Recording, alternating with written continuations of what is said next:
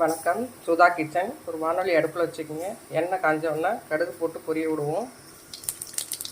கடுகு பொரிஞ்ச உடனே ஒரு கொத்து கருவேப்பிலையும் வெங்காயமும் சேர்த்துப்போம். உங்களுக்கு தேவையான அளவு வெங்காயம் சேர்த்துக்குங்க. வெங்காயம் வதங்கும் போது தேவையான அளவு சால்ட்டு சேர்த்துக்கணும்.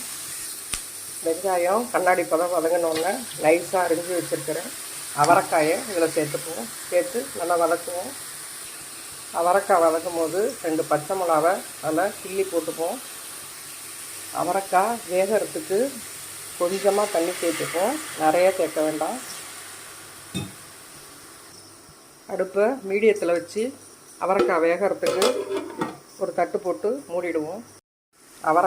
அவரைக்காய் வெந்துருச்சு.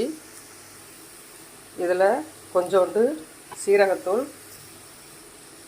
கொஞ்சோண்டு மிளகுத்தூள், கொஞ்சமாக மஞ்சத்தூள், கொஞ்சோண்டு பெருங்காயத்தூள், கொஞ்சோண்டு தனித்தூள் இதை சேர்த்துப்போம். தனித்தூள் மிளகாத்தூள். இதை ஒரு பரட்டி விட்டுட்டு நான் 2 முட்டையை உடச்சி இதில் சேர்த்துருக்கேன். இதை அப்படியே கிளறி விடுவோம்.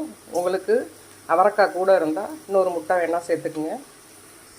அடுப்பை சிம்மில் வச்சுக்கிட்டு கிளறணும், அடியில் தீஞ்சிடக்கூடாது. ஊற்றின முட்டையெல்லாம் பொரிஞ்சு வந்துருச்சு. அவரைக்காய் தனியாக சாப்பிடாதவங்க இந்த மாதிரி முட்டையோடு சேர்த்து பொரியலாக செஞ்சு கொடுத்தீங்கன்னா சாப்பிடாதவங்களும் சாப்பிடுவாங்க. டேஸ்ட் நல்லாயிருக்கும். நீங்களும் இதே போல் செஞ்சு கொடுத்து டேஸ்ட் எப்படி இருக்குன்னு சொல்லுங்கள். உங்கள் ஃப்ரெண்ட்ஸுங்களுக்கு ஷேர் பண்ணுங்கள், லைக் பண்ணுங்கள், சப்ஸ்கிரைப் பண்ணுங்கள். ஆல் பட்டனை கிளிக் பண்ணிக்கோங்க. நான் போடுற வீடியோஸ் வரும். நன்றி, வணக்கம்.